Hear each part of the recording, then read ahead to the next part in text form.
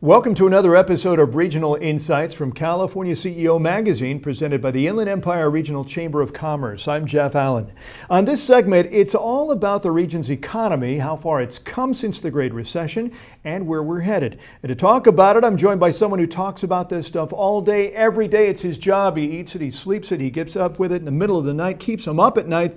Chris Thornberg, he's principal and founding partner at Beacon Economics. He's an expert in economic forecasting, regional economics, employment and labor markets, economic policy and industry, and real estate analysis. And he's provided early warnings, you might recall, of the subprime mortgage market crash that began in 2007. And people said, no, it can't happen. You don't know what you're talking about. We saw what happened, didn't we? And also, too, the global recession that followed. Chris talked about that as well. And you've seen him on the Today Show, Nightline, CNN, among other places, and we're pleased to have him here. Chris, welcome. It's nice to have you. Nice to be here. You bet. Last October, it was interesting. There was a story in the LA Times, and it featured some research by someone you work very, very closely with, and I'm talking about Jordan Levine, Beacon Economics. Interesting to find out that the Inland Empire was leading the state in a category that you probably couldn't have even put it in the same discussion as some of the other more interesting, I guess you might say, metro areas, Los Angeles, Orange County, San Diego, San Francisco. In terms of growing new businesses after the Great Recession, an area where obviously it had been impacted in a major way. How surprising was it for you to find out in your research at Beacon that the Inland Empire was leading the state in business growth? Not at all, to be perfectly honest with you. You know, obviously, Jordan and one of my top guys down there, and we sit down, of course, discuss our forecasts and our outlooks all the time. And at one level, we understood, of course, that the cyclical effects of the Inland Empire were vicious, to say the very least. Inasmuch as when you think about all that subprime credit and the chaos it created in the housing markets and the chaos it created in, say, retail sales, things like that, this is ground zero. A phenomenal amount of that money ended up right here in the Inland Empire and caused all those problems. But if you take a step back and recognize that at the beginning of this decade, between, say, 2000 and 2006, the Inland Empire was one of the fastest growing economies in the nation. And that growth was not being driven just by housing. Certainly was part of it. But it's also because when you think about Southern California, this is a place people want to be. People want to move to Southern California. The economy is growing. The population base is growing. And really, any kind of growth in Southern California is almost going to be, by definition, concentrated in the Inland Empire. Mm-hmm. Think of those coastal economies. You've got LA, you have Orange County, you have San Diego. Who's in the center of all that? I mean, you look west, you look south. These are the economies that are moving into this particular region. So in a sense, putting the hiatus in Southern California growth to one side, putting together away the cyclical effects of the housing market aside, it was obvious that those fundamentals were going to come roaring back as soon as the U.S. economy got moving again. And that's exactly what's happening. And oh, by the way, as much as we've seen in terms of rebounds to date, we haven't seen nothing yet. Because you're starting to see those forces intensify. And the forces for growth, the people moving again, net migration in the area, everything is turning on the upswing. And candidly, there's no reason in the world to think that the next 2-3 years are going to be so much better even than this last year. How much does entrepreneurship have to do with the growth of new business, do you think? And certainly with respect in the Inland Empire's case, or is it more a situation where you had businesses from outside of the area relocating and open doors of brick and mortar stores and locations and those types of businesses popping up? Right. Well, I like to divide the economy into what I would call two different segments. One segment is the type of jobs, the type of businesses that service the local population. Mm-hmm. The second type of businesses are those that, if you will, service the rest of the world, whether it's Arizona, Los Angeles, or China, as the case may be. From that perspective, when you think about the two kinds of companies that may want to locate here on one end and this end, I mean, there are entrepreneurs on both sides of those, but they're here for completely different reasons. The people on this side who are interested about servicing the local economy, they're looking at this growing population base. They're seeing increase in population. We're seeing more households. We're seeing households with higher incomes. And one of the things to keep in mind about the Inland Empire is every day, a huge number of people still get in their cars and drive west or drive south for work. These people, by the way, on average make more money than people who work and live in the Inland Empire. These are some of the highest income families around. That is an important client base. And whether you're a company, a large company like Amazon that wants to put a warehouse here to deliver stuff for those households, or whether you're a small guy with an idea with a new chain of restaurants or a new chain of boutique salons, you want to be here too. So I think it really, both kinds of businesses can prosper in this environment. On the other side, in terms of those external industries, yet again, it's a little bit of both. We know, of course, the importance of logistics, movement of goods through not only through the region, but through the United States. And there's a lot of big companies coming here to take advantage of that location. But again, there's also room for local guys to put their money in and build some stuff and bring it up. And of course, there's other industries as well. It's not just about logistics. Manufacturing is going to start thriving out here. You think about the places farther west, it's becoming harder and harder to run a manufacturing business in Los Angeles. It's too crowded, it's too expensive. There's room out here. And we know some of those manufacturers are going to be moving into the industry. And of course, there's all sorts of new clusters that are up and coming. We know, of course, there's some push to get some technology out here. And I don't think that should be much of a surprise. Again, the Inland Empire offers something that a lot of the more dense economies don't, which is a little bit of elbow room, a little bit of freedom to move around, and an ability to really build something, I think, from the ground up, and in such a fantastic location. You touched on a couple of industries that seem poised for growth. What do you think is where do you kind of see the sweet spot in terms of future growth for the Inland Empire in Riverside and San Bernardino counties? Which industries do you think are prime, ready for growth, whether they're growing right now or whether they are staged and probably set to mushroom in the next year, 2 or 3 years down the line? Well, I think honestly in the very short term, the jobs that have been coming back, which is to say logistics and a little bit of manufacturing, are going to be the big drivers. And I think the manufacturing we're talking about is not the super high-tech stuff. It's more the mid-level stuff, which, by the way, is flourishing in California. So that's doing great. And I think that those trends are going to continue as well. But I do think that most of the new jobs are probably going to be focused, again, around servicing the local population. For example, if you look from the bottom of the recession to today and you say, what are the biggest industries in terms of growth in the downturn in the recession? Well, a whole bunch of them are healthcare. Now, we know that healthcare is a booming industry. There's an enormous population out here, well over 4 million people. It's funny, the Inland Empire, in a sense, has what I would almost call an inferiority complex. They feel it's tough to be sitting against LA, the biggest county in the U.S., Orange County, the home of the money, and San Diego, this big tech hub. But if you pull the IE away from that and you look at the kind of core strengths, 4 million people, deep, really solid household incomes. You put that anywhere else in the U.S., you're talking a major metropolis in its own right. I mean, this is a place that's almost the size of Atlanta. So and that's going to intensify because when you think about population growth, which is heating up in Southern California, the vast majority of the new population is going to be out here, and all these companies want to service that population. And I see those being the industries that are really pushing the labor force forward in the short term. So healthcare huge, logistics huge, manufacturing will continue. There seems to be kind of this glamour that is attached to high tech, to biopharma industries and related. Yeah. How easy is it to just you get a bunch of guys and developers at the table and they're urban planners and say, well, this is what we need to do.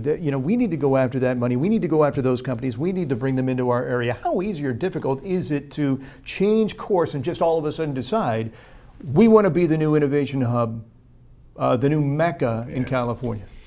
Yeah, well, I'm an economist, and they call us the dismal scientists for a reason. And that's because we like to take such rhetoric and crash it on the hard rocks of reality. Right.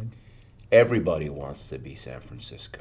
Everybody wants to be San Jose. We have a problem. We have a San Francisco and we have a San Jose.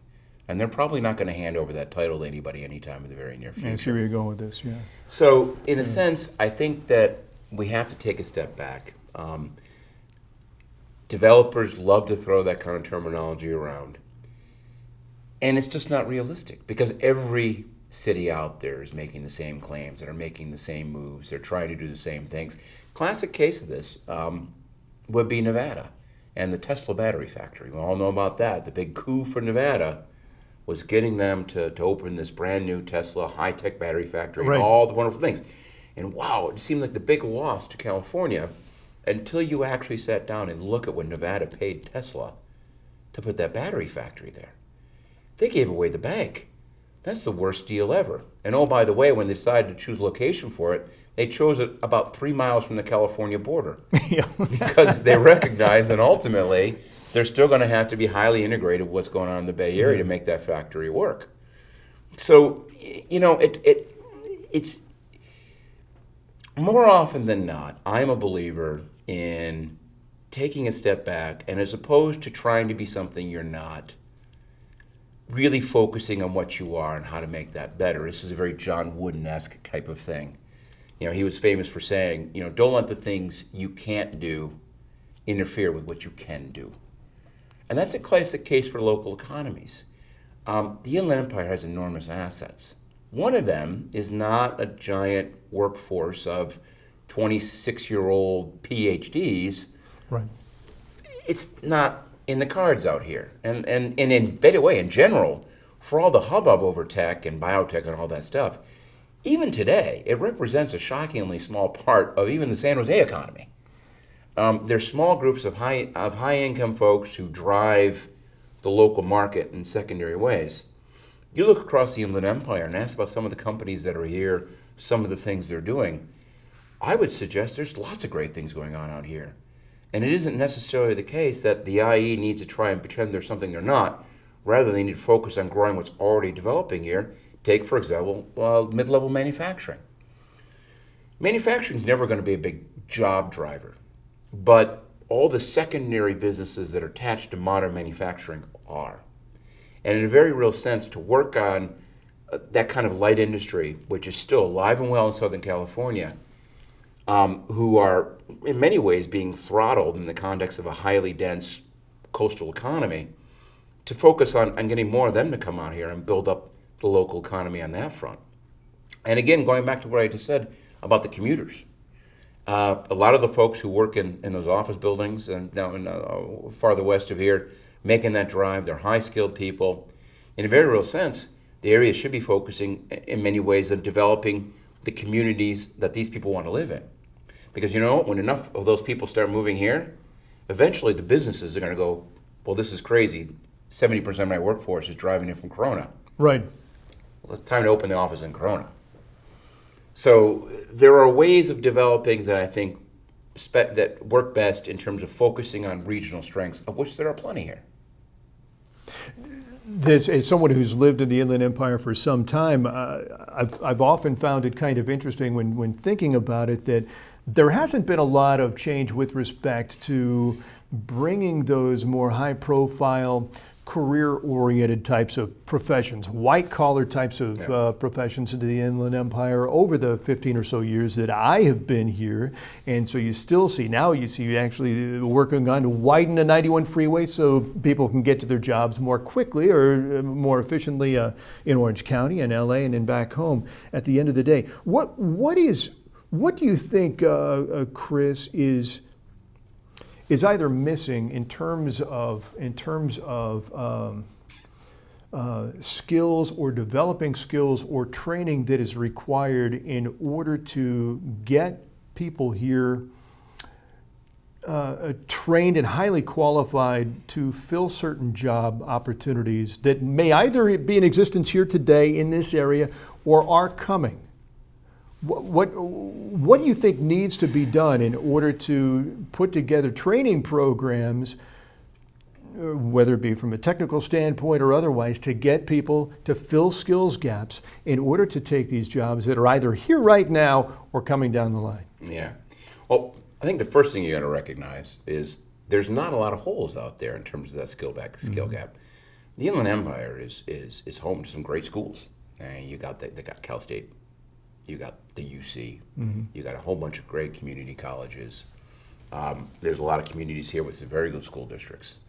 So in a sense, there's already a lot of people being educated out here. I think a better question might be, well, how do we retain those folks? And again, I'm going to go back to the idea about quality of life, which I think is underestimated. You look at a place like, get down to the Southwest Riverside area. You're looking at a place like Corona or Temecula and those cities. The people who live there look a lot like people in Orange County. You look at the incomes, the education, the training. Admittedly, a lot of them get on the freeway in the morning and drive down. And in a lot of cases, those people probably previously lived in Orange County. They made a lifestyle decision. I don't want to live down here. It's too expensive. It's too crowded. Mm-hmm. I want a different type of life for my family. And they are moving into the area. That's pretty standard. I mean, most cities, you can't really think of the Inland Empire by itself from that basis because we got to understand we're an integrated economy.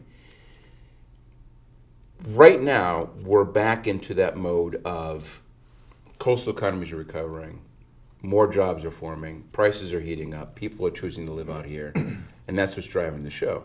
We're going back to where we were a decade ago.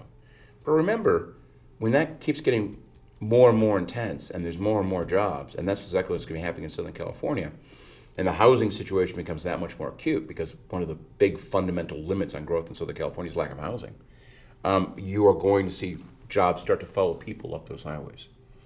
And in a sense, what developers out here should be thinking about is, okay, if I want to be the next Newport Beach, if I want to be the next West LA, what are the features of these economies that I should be focusing on? One feature is, because it's very interesting, and not to go off topic too much, but let's talk about the modern office market today. Offices in general are doing terrible out here, 25% vacancy rate. By the way, they're doing terribly pretty much everywhere. Mm-hmm. Even in like core economies like San Jose, you still have vacancy rates in office buildings in the teens. But there's suddenly a surge in permits for new office buildings. What's going on? Yeah, exactly. Well, the internet has really changed the dynamics of office demand. In many ways, particularly in the suburban markets, they're getting hammered by the internet. People don't have a local suburban office, they telecommute. They just get on their computer and they work from home. But the office markets that are in dense urban areas are booming right now because there is these kind of synergies to lots of offices being around each other that the people who work there in the businesses really enjoy. And so the downtown office building in San Jose, the downtown office building in West LA, these markets are suddenly thriving. So if I'm a developer here in the Inland Empire and I'm thinking, okay, I'm thinking down the road 10 years from now, what I need to be thinking about developing is not so much, well, let's put some office buildings willy-nilly here and there. Rather, we need to be thinking about how do I build these kind of cores, these high-density job cores that will support my local economy. Classic case of this will be in Ontario. Ontario has a plan for this on the books. They have a big hunk of land they're going to start developing. It's right next to the airport. You've got highways, you've got airport, you have this center of this thriving economy. And that is exactly the kind of place where you could put in that kind of office structures and it will thrive. So that's where the idea of mixed use and live workspaces are really starting to come to life. And so you think there's going to be a little bit more of that as we look into the future. Let's go back to a minute to the housing market. You talked about it being ground zero along with Phoenix and Las Vegas and South Florida also too. You might recall 8-9 years ago when all of this happened. Has the market fully recovered in your estimations? Oh, yeah, absolutely. Mm-hmm. Yeah, there's no doubt about it. I mean, the prices are coming up. We had a bit of a stall last year. But vacancy rates are way down. Foreclosures practically non-existent. There is still a little bit of excess supply out there, but the key word is little. Right. And by the end of this year, it's going to be gone. And again, going back to the idea, what is the single largest problem in California? It's not taxes. It's not regulations. Well, there's one regulation, and that's CEQA. We have created a situation by which we have made it very difficult to invest in our economy, whether it's housing or highways or commercial real estate. Ultimately, that is both a hindrance to overall growth in the state, but in a sense, it's also a big advantage for the Inland Empire. When you think about this region, it is one of the places that more so, I know it seems hard when you see all these lawsuits flying around, and we know that there's so much infighting between cities and there's issues with air quality, but nevertheless, if you're going to do something in Southern California, it's easier to do it here pretty much than anywhere else. So in a very real sense, you think of the affordability gap that's growing right now between the Inland Empire and the coastal economies. Right. Interesting feature on that. In the course of the bubble, because subprime created so much speculative fear out here, oddly enough, that cost advantage disappeared. It was amazing how prices here went up so much more than they did along the They coast. sure did, yeah, exactly. Yeah. But now they've come down to more normal proportions, actually went way beyond that because of all the problems in the market, but now you're starting to see it shift back again. So we're moving into a space which is what I would call more normal, and ultimately I think beneficial to the region. But in the end, housing is going to be a critical component to growth out here. And oh, by the way, I don't just mean single families. That's all nice. But along with those dense urban sort of offices, like you said, you need that mixed use stuff. You want to have the apartments. You want to have apartments where people can walk to work. Because that's really kind of a new thing. But there really is this desire, particularly among young guys, young women, to be in an urban environment, to have that kind of live, play, work kind of space. And I think it behooves everybody to start working on that. And oh yeah, by the way, it takes stress off the infrastructure. It's good for the environment too.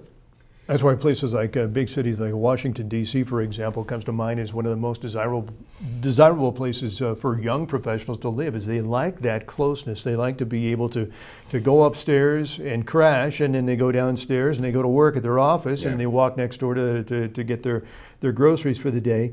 It's a different situation. We're growing this way. Everybody else seems to be growing up.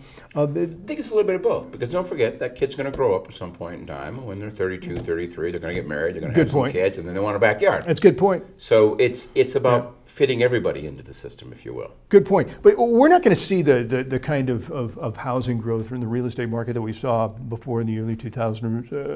Really, I mean, a lot of land is gone, it is more expensive now, but don't you think, though, that the tighter lending regulations and the restrictions there and the guidelines, it's going to make it tougher for people to get into the homes like they did before? Or do you think there's still people holding on to a lot of money who are waiting for the right time to get in? It's loosening up. Look, the Great Recession and the problem in the credit markets continue to have some repercussions on our economy today. But that's all changing. I mean, we know money's becoming easier to get. Interest rates are still low. Fannie and Freddie are loosening up. People are more confident. They have better credit records. They have jobs. They have incomes are starting to rise. So everything suggests that's a short-term effect, not a long-term effect, and it's going to become a little bit easier. I hope we don't go back to the insanity of 2005 and 2006. We don't want to replicate that. We want to have a much more sustainable pattern of growth. But to that end, it's funny you should make that comment about space, because obviously we're here doing this talk in Moreno Valley, and I remember driving out here and looking up at those beautiful mountains with the snow and going, wow, there's a lot of elbow space out here. This is awesome. So there is still lots of space out here and lots of room for development. But again, it has to be done smart. You know, one of the things it seems to me, I'm just thinking to myself, perception has been a problem. The Inland Empire has suffered with regard to perception that other people outside the area have about the inland area.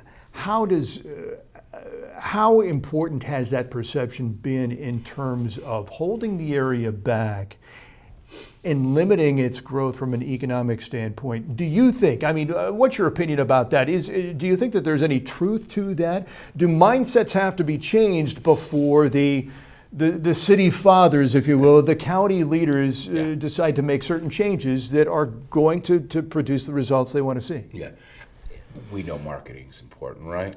We all know that. And you're right, IE has, in many ways, it has a brand problem.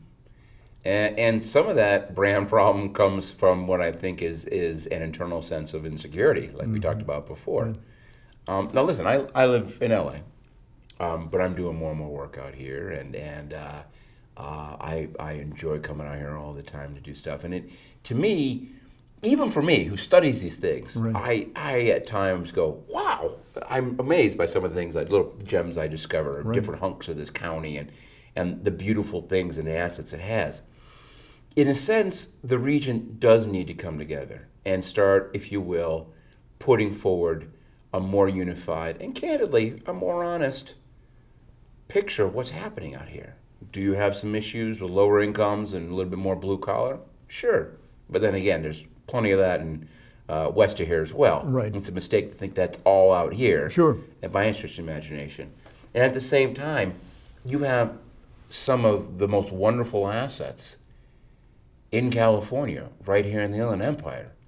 And I'm talking about everything from just kind of the new, hip, growing kind of riverside sort of scene, an underutilized but nevertheless remarkable infrastructure asset, and then on the interior airport, you're getting up into the mountains there, so whether it's San Jacinto or Big Bear, some of those glorious places to be for a weekend or a few days. Right. There's no reason in the world that this area can't stand up and loudly proclaim, Phoenix who? Give me a break. Yeah, okay, maybe we don't have the crashing waves on the ocean, but this place has pretty much anything that any southwestern city could possibly want. So, Chris, how do we change that message? How do we get the right message out? Is this a matter of the cities having to kind of collaborate a little bit more with one another so that there's a buy-in from everybody involved? How do we accomplish this? Yeah, well, it's funny. Very good friend of mine who works at Cal State LA and the Pat Brown Institute, Raphael Sonnenschein, once said to me, the biggest problem in California is we have too much democracy. And what he meant by that was we have divided our world up into so many tiny little fiefdoms, little cities all across Southern California who are so often butting heads, combating each other. And in the sense, we have lost, in many ways, the kind of potential for regional collaboration that is so important for messaging and development efforts. In a sense, everybody has to understand that the Inland Empire is an economy. And they have to work together, both in terms of their messaging, as well as in terms of the kind of development issues, whether it's building roads, building light rail, developing different sorts of things. If everybody's kind of going their own way, you're never going to get to the final destination. Mm-hmm. But if people start working together, you can really, I think, push things along that much faster and in the end create a much better product, if you will. So it's tough. And it's across Southern California we see these problems with just too many people, too much politics, and people are having a tough time getting on the same page. And it's tough to put away your sort of local bias, as the case may be. But we have to understand, we have to cooperate to make this thing work. Very, very good. Now, you are going to be in the Inland Empire soon. I think you've got an event coming up. Let's go ahead and talk about that. Well, we do a tremendous amount of work out here, as I already mentioned, with a bunch of cities. But of course, one of the biggest things we do out here is we do an annual event with the UC Riverside. We do a forecast conference. We do a big book, get 500 people in the room. And if people want to find out more about that, you can go to our webpage or go to the UC Riverside Business School, the Anderson School at UC Riverside. Keep an eye on that event. It happens in the fall every single year. But you can also sign up for some quarterlies we do and things like that, so you can keep up on what's happening on a month-to-month basis out here in the IE. Very, very good. And we're going to go ahead, we're going to leave it there. Chris, I want to thank you so much for taking a moment to come on out and join us, talk a little bit about the economy here in the Inland Empire, and also to invite you back to kind of continue our chat. Absolutely, love to do it. Very good, Chris. Thank you so much. That's Chris Thornberg, and he is with Beacon Economics. He's the co-founder there, and also, too, again, if you'd like to learn a little bit more about Chris and Beacon, go to beaconecon.com. And that's going to wrap it up for Regional Insights here. It's been presented by the Inland Empire Regional Chamber of Commerce, and we'd like to thank them for their participation. And once again, you can learn more about Chris at beaconecon.com. Now, if you like what you heard on this program and you'd like to support our efforts to promote business in inland Southern California and a vibrant, sustainable economy, and that means prosperity for all, doesn't it? Join us as an advertiser or sponsor by calling 951-697-3098 or submitting the form on our contact page at californiaceo.net. For Regional Insights, I'm Jeff Allen, and I'll see you next time.